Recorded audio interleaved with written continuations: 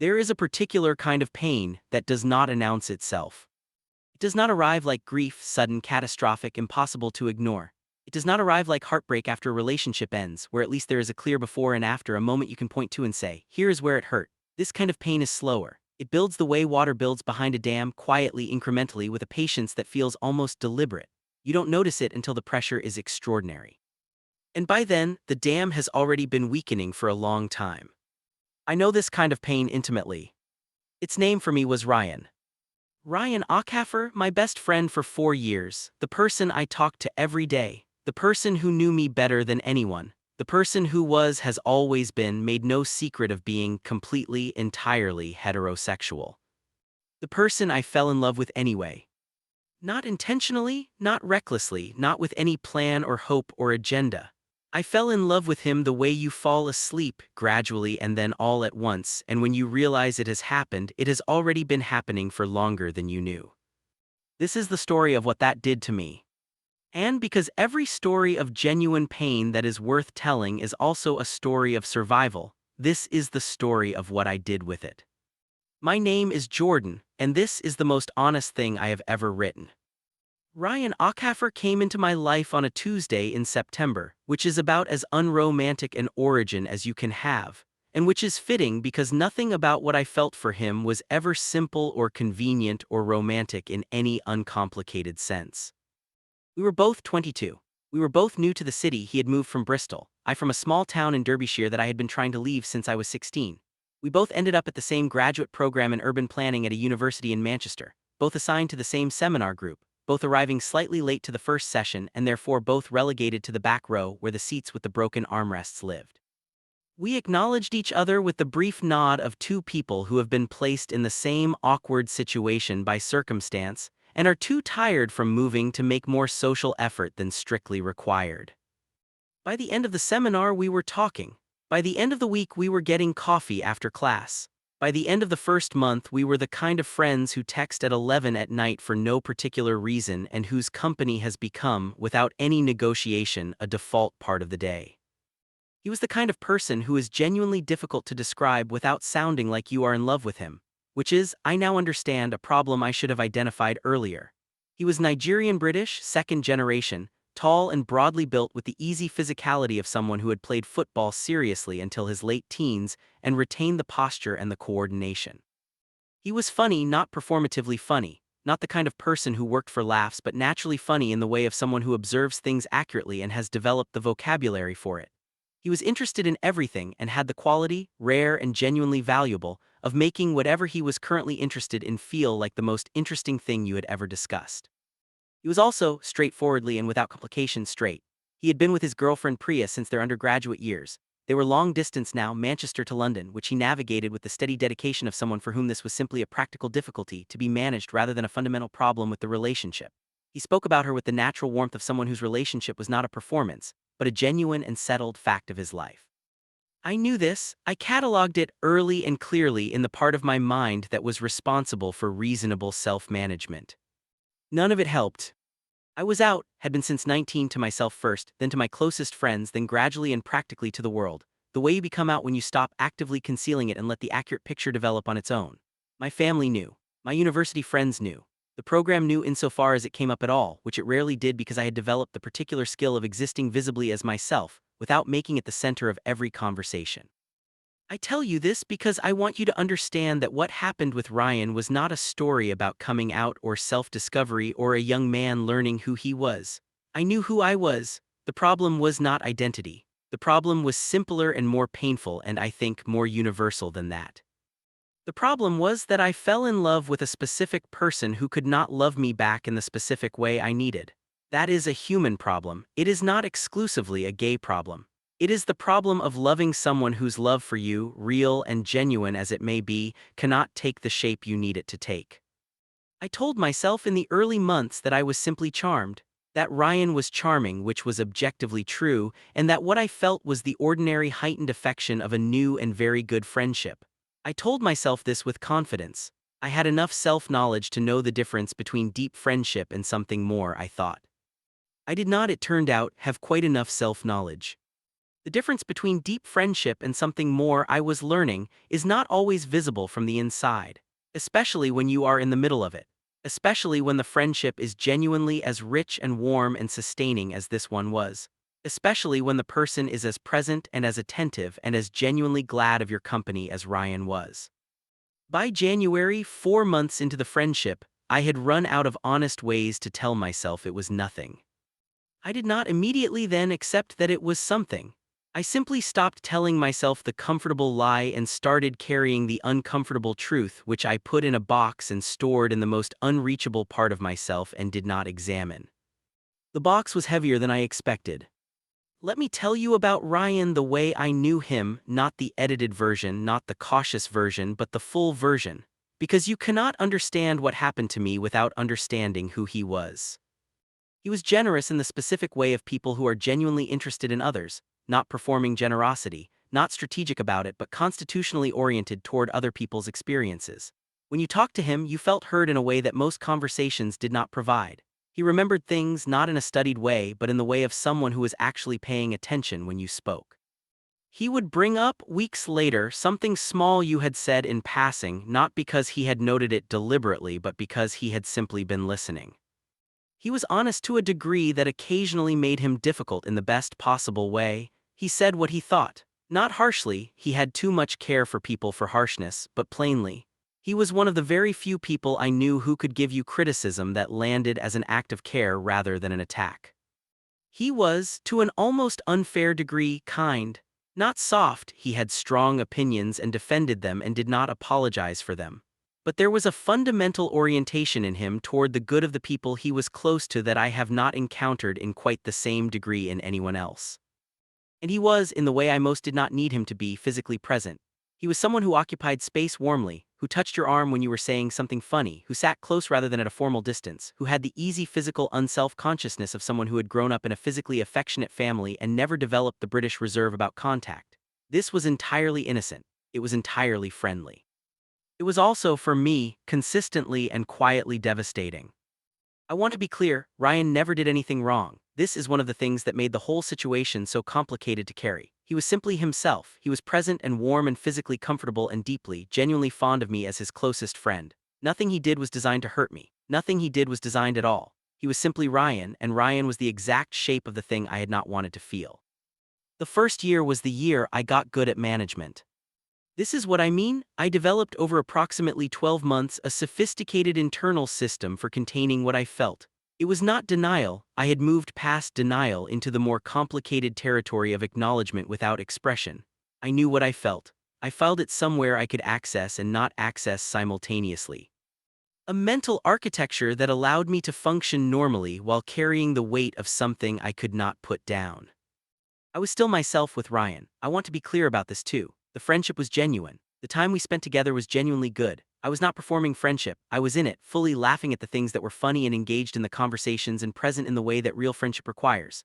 The thing I was managing was separate from the friendship, kept carefully on the other side of a wall I maintained with continuous low-level effort. The effort was exhausting. I did not understand how exhausting until later when I stopped doing it. But at the time it felt necessary and manageable and like the only available option. My two closest friends, Sasha and Dom, both from my undergraduate years, both fully current on my life, knew by February. Not because I told them deliberately, but because Sasha had looked at me in the particular way she had and said, "Who is he?" And I had said, "It's not a thing," and she had said, "Jordan," in the tone that meant she would wait as long as it took, and I had told her. She had been careful with her response. Not falsely optimistic, Sasha did not do false optimism, but careful. She had said, "Is it something you can manage?" And I had said yes because at the time I believed it, and she had said, "Then I'm here whenever it stops being manageable." That moment, which felt like a statement about the future, turned out to be a promise about it. Here is what no one tells you about loving someone you cannot have. It makes everything more vivid and more painful simultaneously. The ordinary days of our friendship, Tuesday seminars and Thursday pub nights and Saturday afternoons in the library and the walking we did all over the city because we had both developed the habit of processing things on foot, all of it had a quality that I struggle to describe accurately. It was extraordinary and normal at the same time. It was the best part of my week and the hardest part of my week, living in the same skin. I loved his company. Genuinely, entirely, in a way that had nothing to do with wanting more and everything to do with what was already there. He made me laugh harder than anyone. He challenged me intellectually in ways that made my thinking better. He understood my particular variety of anxiety about the future. We were both planners, both people who needed to see the shape of where they were going, and talked me through it in the patient and practical way of someone who had his own version of it and had developed good tools. And underneath all of that, through all of that, the constant low note of something I was not allowed to say. I noticed when he was tired. I noticed when something was bothering him before he mentioned it. I had learned the specific landscape of his moods the way you learn any landscape you spend significant time in, not through deliberate study but through accumulated exposure, until you knew the shapes intuitively. I noticed things about him that I could not, without revealing what I felt, act on in the way I wanted. This is the specific torture of unrequited love when the person is also your closest friend. The closeness gives you everything except the one thing. You are permitted to know them fully. You are permitted to care about them fully. You are permitted to be known by them fully. What you are not permitted is the particular expression of what you feel that would make the whole thing make sense from the inside. You live in the almost of it, not quite, never quite. She came to visit in March, and I met her for the first time over a dinner that the three of us had together, and she was, as I had expected and slightly dreaded, entirely likable. She was sharp and warm in equal measure, working in law and clearly doing it well with a confidence that was not aggressive but simply present, the confidence of someone who knew her own competence. She was clearly and genuinely in love with Ryan, which was visible not in anything dramatic but in the small, ordinary things. The way they moved around each other in the space of a restaurant table with the ease of long familiarity, the private reference in a look, the comfort that takes years to build between two people and cannot be faked. I was good that evening. I was genuinely good, not performing okayness but actually managing, which was possible partly because Ryan's happiness was, genuinely, something I wanted. I loved him. Loving him meant wanting him to be well, to be cared for, to have the things that made his life full. Priya was one of those things. I walked home from that dinner and sat in my flat in the particular way of a person who has been fine all evening and can now, finally alone, be the other thing. Not devastated, it was not devastation. Quieter than that. The specific heaviness of a person who has just had evidence, close and clear, of a reality they already knew but which becomes periodically, viscerally more concrete. I called Sasha. She answered on the second ring. She said nothing for a moment, which meant she could hear it in my voice. How bad, she said. Not bad, I said, just real again. Okay, she said, I've got time, tell me. I told her, not about Priya specifically, about the evening, the quality of it, the specific and exhausting experience of genuinely wanting someone's happiness and also hurting from the evidence of it. The paradox of it. The way loving someone well with their actual good in mind did not make the loving easier to carry. She was quiet for a moment after I finished. Then she said, I think the fact that you actually want him to be happy, that's not nothing, that's real love, not the easy kind, the actual kind. I held on to that, I still hold on to it. The second year was harder. Not because anything external changed significantly. The friendship remained what it was, Ryan remained who he was, the dynamic between us continued in its complicated and precious shape. It was harder because I was more tired. The management that had felt sustainable in the first year had accumulated cost. 2 years of constant low-level effort to maintain a wall is 2 years of expenditure that does not show externally, but depletes something fundamental inside. I started to notice it in small ways, the occasional intrusion of the feeling into moments when I had previously been able to keep it contained. The nights when the box I kept it in felt less sealed than it usually did, and things leaked out into my ordinary thinking. The specific difficulty of the evenings when Ryan and I had been particularly good together, laughing, talking, the friendship at its richest and most sustaining, and I walked home afterward with the familiar combination of fullness and ache. I was also in this period aware that I was not pursuing other things I should have been pursuing. I had been on a handful of dates over the 2 years, mostly organized by Sasha with the gentle persistence of someone who understood that you needed to keep the aperture open. They were fine. The people were perfectly good, and I was present in the technical sense. I showed up, I engaged, I was interested in them as people. But there is a specific way in which loving someone takes up space that makes it difficult for other things to take root. Not impossible. I want to be clear that I am not saying Ryan was the reason for any particular outcome in my dating life. I was the reason. My own divided attention, my own occupied heart. That was a choice I was making, however unconsciously, and it was costing me things I had not fully accounted for. Sasha said this to me in October of the second year directly, in the way of someone who has been watching something for a long time and has decided it is time to name it. You know you're putting yourself on hold, she said, not as an accusation, as a fact she was laying on the table between us. I know, I said. Is it worth it? I thought about the question. The honest answer was complicated. The friendship was worth it entirely without qualification. What I was paying for the friendship in its current form was not. I don't know how to separate them, I said. You might need to figure that out, she said, not for any dramatic reason, just for you. She was right, she usually was. I was not yet ready to act on it. His family was in London. My family was in Derbyshire. We both went home for Christmas, which meant 3 weeks of the particular absence of a person who has become central to your daily life. I had not anticipated how loud that absence would be. I had grown so accustomed to Ryan as a daily constant that his absence had a physical quality, a silence where there had been regular noise, a gap in the architecture of my days. This, I understood clearly for the first time over that Christmas, was a problem beyond management. I sat with this understanding over 3 weeks in my parents' house, in the bedroom I had grown up in, surrounded by the familiar geography of my childhood. I sat with it the way you sit with something you have been avoiding examining directly, finally in a place where the busyness of your regular life cannot provide distraction. What I understood was this: what I was doing was not sustainable. Not because of anything Ryan was doing or not doing, he was, as always, exactly himself, guileless and warm and entirely unaware of what I was carrying. But because I was. Because I had been carrying it for 2 years and the carrying had become something I organized my life around, and organizing your life around a thing you cannot have is not a life well lived. I did not, over Christmas, arrive at any clear decision about what to do. I was not yet ready for decisions. But I was ready to admit for the first time with full honesty that something needed to change. That the status quo, functional, precious in its way, genuinely good in many of its dimensions, was also costing me something I could not keep paying. I came back to Manchester in January with the New Year feeling, for the first time in 2 years, urgent. The conversation that broke everything open happened in March.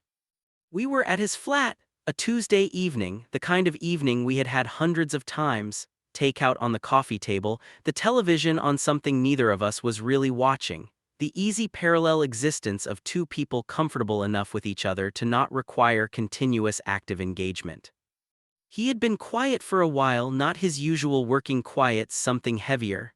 I had noticed it and not pushed, which was how we operated. Eventually he said, "Priya and I are having a hard time."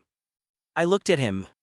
"It's not," he paused. "It's not a crisis, we're not," he stopped again. "The distance is getting to her more than it's getting to me, I think. She said last week that she feels like we're living parallel lives, not connected lives." He was looking at the television, which was showing something neither of us had been watching. "She's not wrong, I don't know how to fix it without someone moving."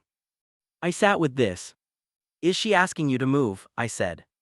"Not directly, but it's where we're going," he exhaled.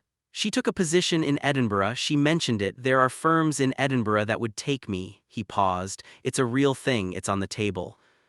Something moved in my chest that I did not immediately have language for. Not hope, I am clear about this in my memory and I want to be clear about it here. What I felt in that moment was not hope. It was something more complicated, the particular sensation of a person who has been containing something tightly and has just received news that makes the container suddenly less stable. "What do you want to do?" I said. He looked at me. "I don't know," he said. "I love her, I don't want to lose the relationship, but he stopped. "I've built something here, the program, the work, you." He said the last word with a simplicity that he had no idea was as significant as it was. "This is where I'm building something real." I looked at the television. "What would help," I said carefully, "is knowing what you actually want, not what's practical, what you want." He was quiet for a moment. "I want her and I want this," he said. "I know that's not an answer." "It's an honest answer," I said. We sat in the quiet for a while. The takeout went cold. The television continued its indifferent progress. I drove home at 11 that night and sat in my car outside my building for 20 minutes, and for the first time in 2 years I let the box open. Not intentionally, it simply opened in the dark of my car because the conversation had pressed against it too directly and the lid had failed. What was inside was everything I had been storing for 2 years. And it was, in the dark, with no management required and no pretense maintained, simply present, simply what it was, the full weight of it. I cried, not dramatically, I am not a dramatic crier. Quietly in the dark of my car, the tears of someone who is finally being honest with themselves about something that has been true for a very long time. Then I drove upstairs, I made tea, I sat at my desk. I called Sasha. She answered in 3 seconds, which meant she had been awake. Something happened, she said. Nothing happened, I said, and that's the problem. I told her about the evening, the conversation about Priya, the possibility of Edinburgh. The thing Ryan had said you placed in a list with such uncomplicated affection, meaning exactly what it said and nothing more than what it said, and somehow that being the thing that finally broke the container.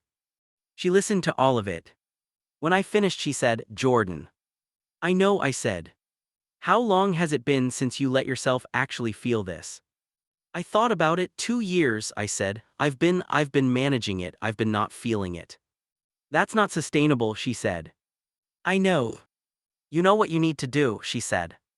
I did know, I had known for a while. Knowing and being ready are different things, and I had been knowing without being ready for some time. I need to tell him, I said. The words sat in the air between us.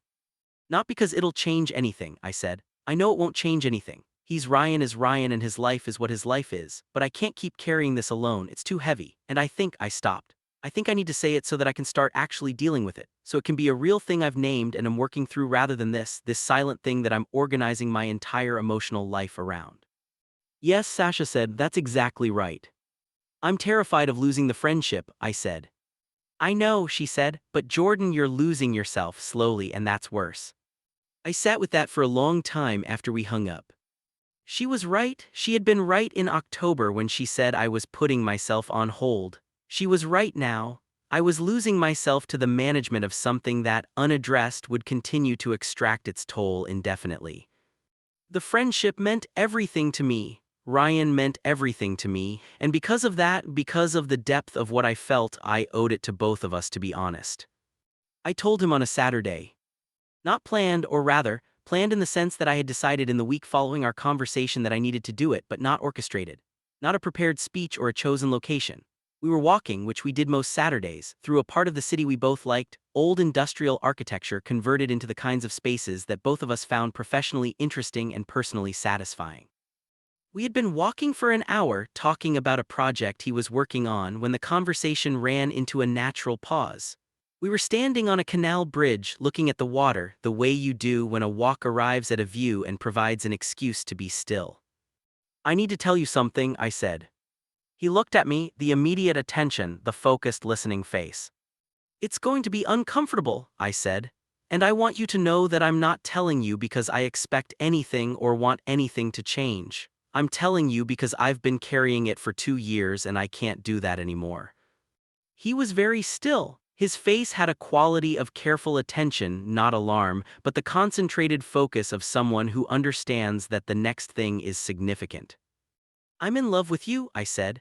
I have been for about 2 years. I know what that means and what it doesn't mean, and I know you and Priya and I know who you are. I'm not asking for anything. I needed to say it.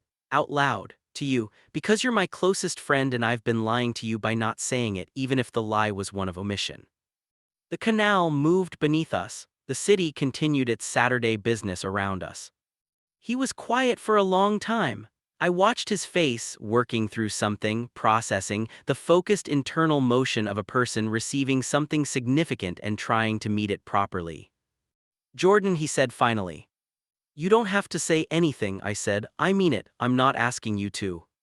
I know, he said. Let me, he stopped. Give me a moment. I gave him a moment, several moments. The canal and the sky and the industrial converted architecture and the ordinary Saturday city. I love you, he said eventually. You know that, I love you the way you're my best friend. You are the best friend I have had in my life. What you feel, he paused. I'm not going to pretend I don't know it's different from what I feel. I know it is, I know the difference. He looked at the water. I'm sorry that you've been carrying this. I'm sorry that who I am is. Don't apologize for who you are, I said. I'm not apologizing for who I am, he stopped. I don't know exactly what I'm doing, I'm trying to say something that I don't have the right words for. I know, I said. Are you okay? He said. The question, simple, direct, the first thing he always went to, made something in my chest move in a way I had not expected. I will be, I said. I'm not right now, but I will be. He nodded. He looked at the water for another moment. Then he turned to face me fully, and what was in his expression was something I had to look at and understand without flinching. Genuine love, the real and complete kind, the kind that had always been present between us. The kind that was not the kind I needed it to be, and which was still undeniably real. The friendship, he said. Tell me what you need, whatever you need from me. I need some time, I said. Not distance permanently, just time to reorganize some things in myself. Okay, he said, as much as you need. We stood on the bridge a little longer. Then we walked back, not talking much, and the silence was the kind that had something in it, not the comfortable silence of before, not yet, but not an empty one. The silence of two people who have just said true things and are living in the aftermath of them. I want to be honest about what the weeks after telling him were like, because I think people expect a particular narrative, that the telling is cathartic, that numbing the thing releases you from its weight, that honesty is immediately and simply healing. It is not always like that. The weeks after telling Ryan were some of the hardest I had been through. Not because he did anything wrong, he was in those weeks exactly himself, careful and warm and respectful of the space I had said I needed, present when I needed presence and absent when I needed absence, responding to my texts with the steady reliability that had always been one of his defining qualities. The difficulty was mine, internal, the specific difficulty of a person who has said a true thing out loud for the first time and is now living in the full weight of its reality. I had spent 2 years managing the feeling, keeping it at a distance that was functional, filing it in the box, maintaining the wall. What telling Ryan had done, what I had intended and needed it to do, was remove the management. I could no longer pretend I wasn't carrying what I was carrying. It was named now. Real, externally verified, spoken aloud. And the full weight of it, unmanaged, was something I had not adequately prepared for. I cried more in those weeks than I had in years. Not in any dramatic or constant way. I was still functioning, still attending the program, still moving through my life. But in the private moments, alone in my flat, the grief of it was present in a way it hadn't been when I was managing it. Grief is the right word, I think. Not for something I had lost, Ryan had not been taken from me. But for something I had understood I could never have, fully and clearly and without the cushion of managed distance. Sasha came to stay for a weekend in April. She slept on my couch and we did ordinary things, cooked, walked, watched television, talked when I needed to talk and were quiet when I needed quiet. On the Saturday evening she said, "This is what healing looks like. It looks like this. It looks like it getting worse before it gets better." "It doesn't feel like healing," I said. "I know," she said, "but you stopped hiding from it. That's the first thing, everything else comes after." I believed her. I held on to that belief in the nights when believing felt like the only thing I could do. He told me in May. By then we had moved back toward each other carefully, slowly, finding the new shape of what the friendship was now that everything was named. It was different, slightly more careful, slightly more deliberate, both of us aware of things we had not been formally aware of before, but it was still there, still real, still in its changed form the most significant friendship in my life. He called on a Sunday evening. "I wanted to tell you before I told anyone else," he said. "Priya and I talked last weekend. We're going to try Edinburgh. I'm going to look for a firm there." I sat with that. "How do you feel about it?" I said. "Nervous," he said, "excited for the relationship, sad about leaving here." A pause. "Sad about leaving you." "Don't be sad about leaving me," I said. "I'm not going anywhere." "Edinburgh isn't that far," he said. "It's not that far," I agreed. "Jordan," he said. "Yeah. Thank you for telling me what you told me. I know it cost something, and I know I haven't said enough about what it meant to me, that you trusted me with it." I looked at my wall, my flat with its particular organization of books and prints and the small domestic accumulation of a life being built, the light of a May evening through the window. "It was the right thing to do," I said, "telling you, even though it was hard, especially because it was hard." "Are you going to be okay?" he said. "Yes," I said, and this time it was truer than it had been in March. Not entirely true. I was still in the middle of something, still working through it, still on the other side of the wall from okay rather than through it, but truer, moving in the right direction. "Good," he said, he stopped. "That's what I need, Jordan. I need you to be okay." "I know," I said. "You're my best friend," he said. "In all the ways that means something, nothing about what you told me changed that. I need you to know that." "I know," I said again. And I did know. That was one of the things that made Ryan, the steadiness, the consistency, the genuine quality of his friendship, which had never required anything from me except presence and honesty, and which had not, even under the weight of the truth I had laid on it, broken. Ryan left for Edinburgh in July. The leaving was, I want to find the honest word for it, clarifying, not because it made the feeling disappear, which it did not immediately, but because it changed the landscape of the daily life in which the feeling had been living. He was no longer a presence I navigated every week. The friendship continued, text, calls, a visit in September when I went to Edinburgh for a long weekend, and we walked through the city he was learning and ate at the restaurants he'd discovered and talked for 12 hours straight the way we had always talked. The friendship at distance was still itself. But the daily reality of it changed. And in the space that was created by his absence, the space where the managing and the containing and the constant low-level work of being close to him had been, I found something I had not had room for in 2 years. Myself. Not the managed version, not the carefully organized version that kept the box sealed and the wall maintained. The actual version.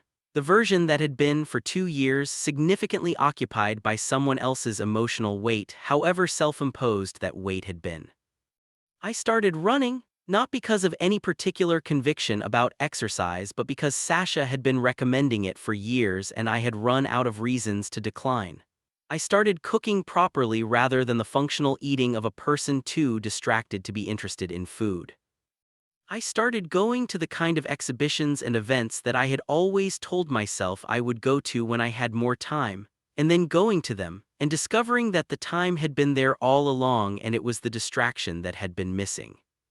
Small things, ordinary things, the small ordinary things of a person coming back into their own life. Dom, my other closest friend, noticed the change in October. "You seem more present," he said, "like you're actually here." "I think I am," I said. "Where were you before?" "Elsewhere," I said, "occupied." He had known about Ryan for the full 2 years. He received this as someone who had understood what I meant without requiring the full explanation. "And now," he said. "Working on being here," I said, "actually here in my own life." "That's good," he said simply, "that's a good thing to be working on." His name was Patrick, and I met him in November, at an event I had gone to entirely because I had started going to events rather than talking myself out of them. He was an architect, not urban planning, not my specific field, but near enough that the overlap was productive rather than redundant.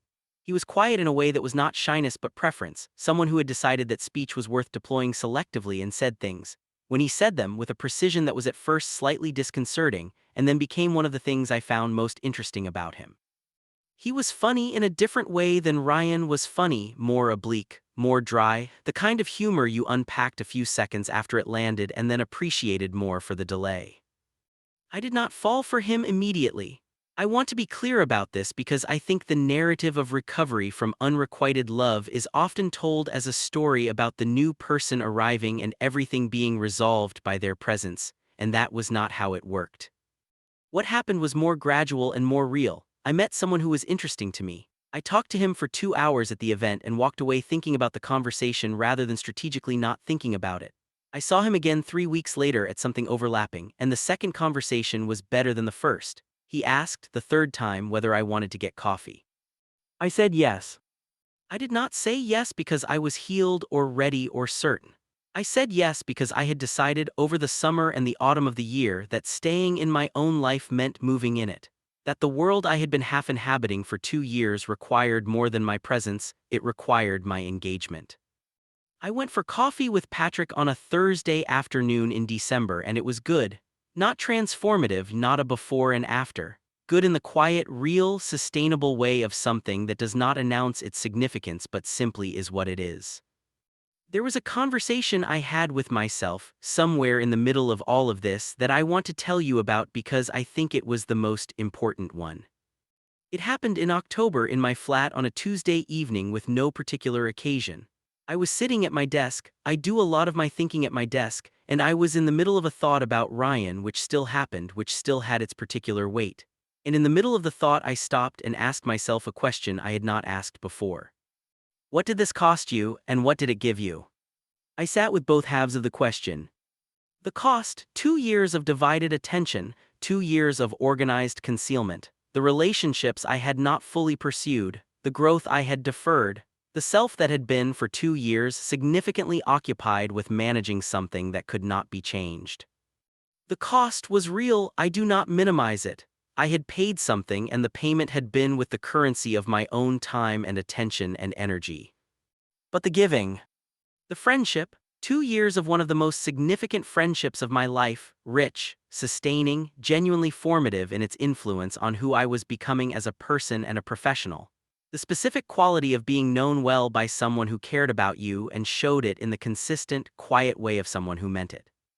The things Ryan had taught me, not deliberately but simply by being who he was, about honesty, about directness, about the specific courage of being fully yourself in all contexts.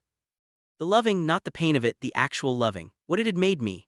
I had loved Ryan with the full care of a person who had wanted his happiness over my own ease, who had been present in his life through its difficulties without any calculation of return. That kind of love, however it is aimed, whatever form it takes, does something to a person. It makes you more capable of love, it makes you better at the thing. I would not have chosen the 2 years if I had known. I would not have chosen the pain of it or the management of it or the slow cost of it. But I could not sit at my desk in October and honestly tell myself that what I had loved was not worth loving. Ryan was worth loving, the friendship was worth having, and I had done both fully without compromise for 2 years. That was not nothing, that was in fact something I was allowed to value. A year after the conversation on the bridge, Ryan and Priya are in Edinburgh. They are building something there, a life in a new city, the relationship reorganized around proximity after years of distance. He texts me regularly. We call on Sundays. I visited twice. He came back to Manchester once and we walked the same canal and talked for hours, and the friendship was itself changed, matured, carrying the weight of everything that had been said and not diminished by it. He asked me once on a call whether I was okay, not in the checking-in way, in the genuine, deeper way. I'm good, I said, and then, because he deserved honesty, better than good, I think, I'm in my own life, I wasn't for a while. I know, he said, I could see it, I didn't know what it was, but I could see something. I'm sorry it took so long to tell you, I said. Don't be, he said, you told me when you were ready, that's the right time. A pause. For the record, Jordan, it never changed anything for me, you know that, you're still. I know, I said. Good, he said.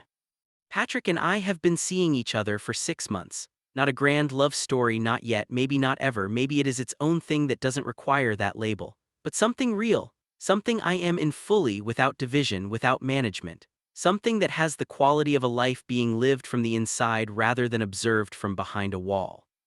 Sasha came to visit in January and met him for dinner and texted me afterward, I like him. He listens the right way, which was the highest praise she gives. Dom said, you look like yourself, the actual you. I asked him what the actual me looked like. He thought about it. Less careful, he said, more here. More here, that is the thing I am working on. That is the project of the year and probably of the years to come. I want to tell you what I learned. Not as prescription, every person's version of this is their own, and I would not presume to tell you what yours should look like, but as honest account, because that is what I promised at the beginning. I learned that love, real love, the full version, is not diminished by being unrequited. I spent a long time thinking that loving Ryan and not being loved back in the same way was a failure of some kind, a mistake, a thing I should not have done or should have managed better. I understand now that this was wrong. I loved him well. I loved him honestly, with his actual good in mind, without demanding of him anything he could not give. That is not a failed love. That is love doing what love is supposed to do. I learned that honesty, however frightening, is less costly in the long run than concealment. 2 years of the box and the wall and the management cost me something I cannot fully calculate: time, attention, self. The conversation on the bridge cost me one very difficult afternoon and a month of being undone. The net accounting is not close. I learned that the people who love us are more capable of holding the truth than we fear they will be. I was terrified of losing the friendship when I told Ryan. I did not lose it. It changed, it had to change, because the relationship was now built on a different and more honest foundation. But it held, it is still holding. I learned that healing is not a destination with a clear arrival. It is a direction, I am still moving in it. There are still days when the old weight is present in a way it wasn't the day before. There are still moments when I think about the 2 years and feel the particular ache of something that cost more than it should have needed to. But the direction is right, the movement is real. And I learned this is the thing I hold most tightly, that being in your own life is not something that happens automatically. It is something you choose daily against the pull of the alternative.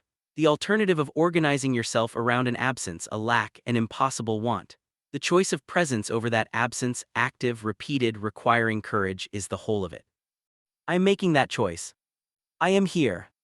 If you are reading this because you recognize yourself in it, because there is a name in your life that functions the way Ryan's name functioned in mine, I want to say something to you directly. The love is real. Whatever it is pointed at, whoever it is aimed at, however impossible its object, the love is real and it is yours, and it makes you more rather than less. Please do not let anyone tell you that loving someone who cannot love you back in the way you need makes you foolish or weak or deserving of the pain. You are not foolish. You are not weak. You love someone with the full equipment of your heart, without reservation, without conditions. That is the bravest and the most human thing. What is also true is this: you are allowed to set it down. Not the love, you do not need to stop loving someone in order to heal from loving them. You are allowed to carry the love and also to rebuild yourself around something other than the impossibility of it.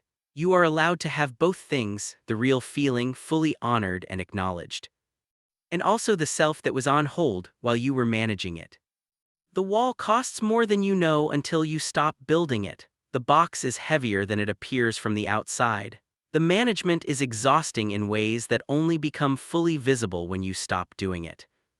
Say the true thing to a friend, to a therapist, to the person themselves if that is right for your situation.